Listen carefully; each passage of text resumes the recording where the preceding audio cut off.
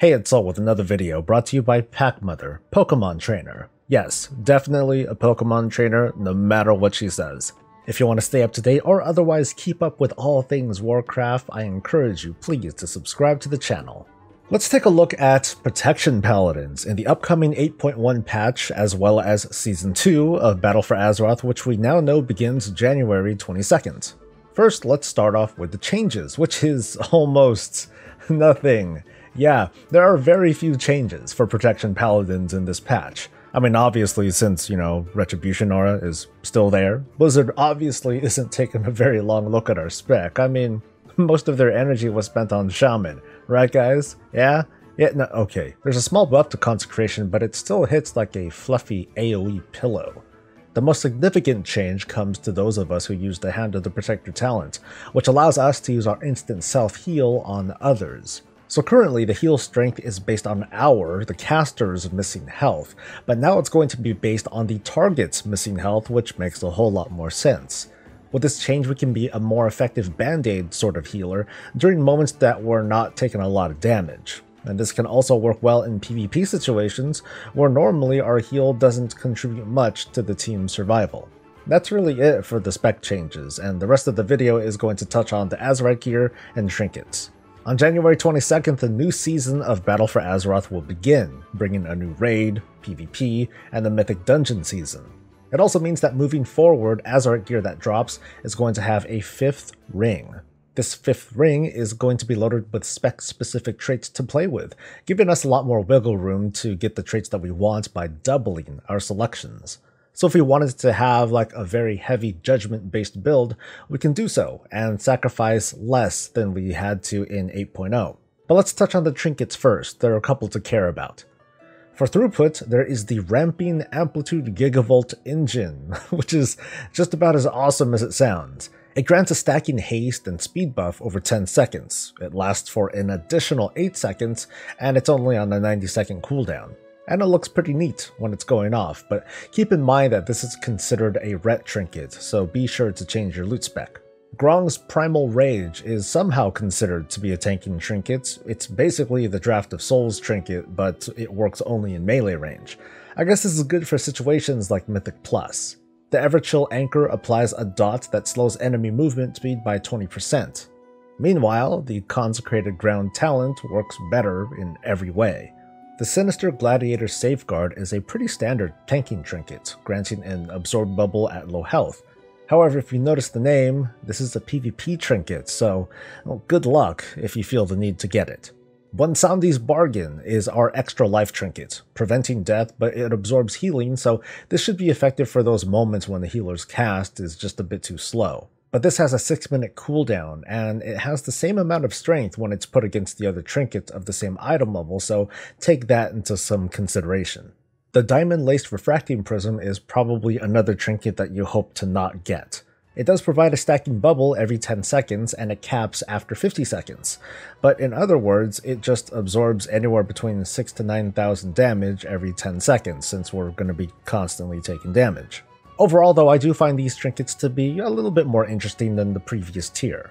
They cover pretty much all the bases, and they have the potential to sync with your Azerite trait build pretty well, depending on how hard you want to work at it.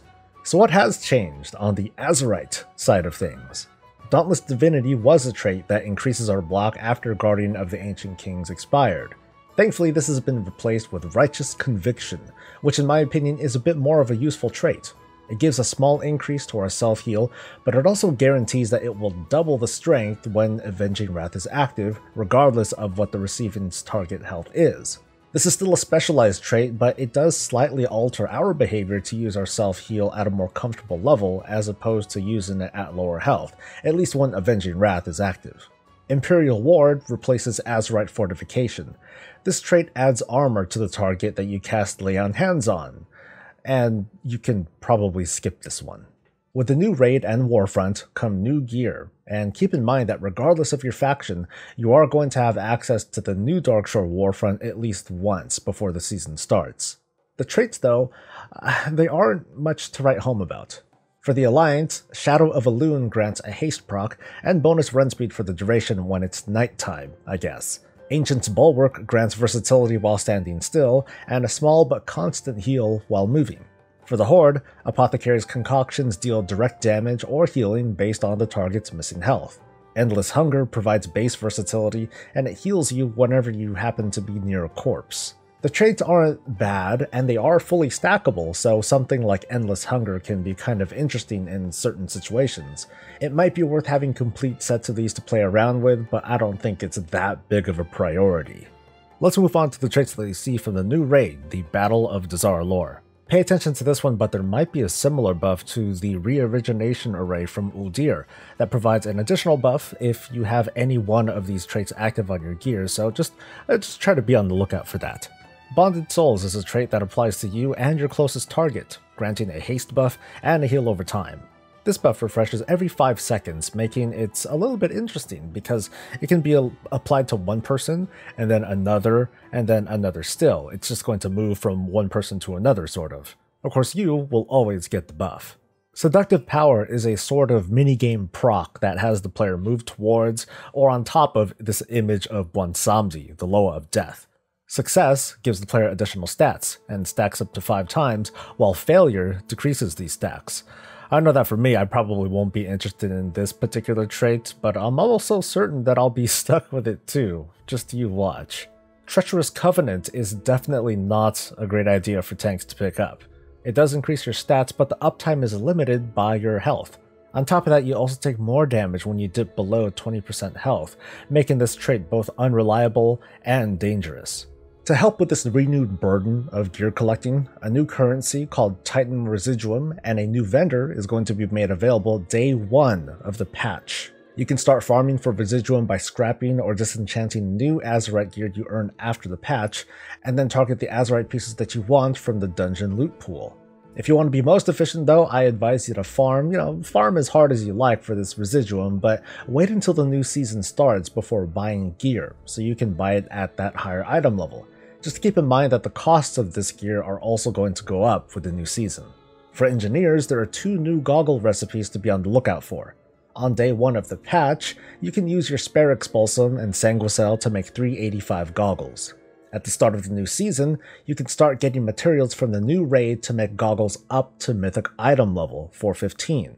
So this is going to be pretty big. As far as I'm seeing, engineers are the only class that can still make Azerite gear, and now they can make it at a Mythic item level. Because there are so many possible trait combinations and styles, I can't just tell you what the best build is going to be, but I'm going to highlight a few possible builds to go for, and then you can use Wowhead's Azerite Power Finder tool so you can start planning. You can go for an all-around build that prioritizes our spec's most useful class traits. So that means focusing on Inspiring Vanguard and Soaring Shield. I find Avenger's Might to be a pretty solid choice too. You can focus on self-healing, which means prioritizing Impassive Visage for the highest healing throughput, or Resounding Protection for that good old Pride-as feel. Or focus on throughput by picking up Indomitable Justice, which if you can manage to stack, you can more than double your base judgment damage, provided that the target has a lower health percentage than you.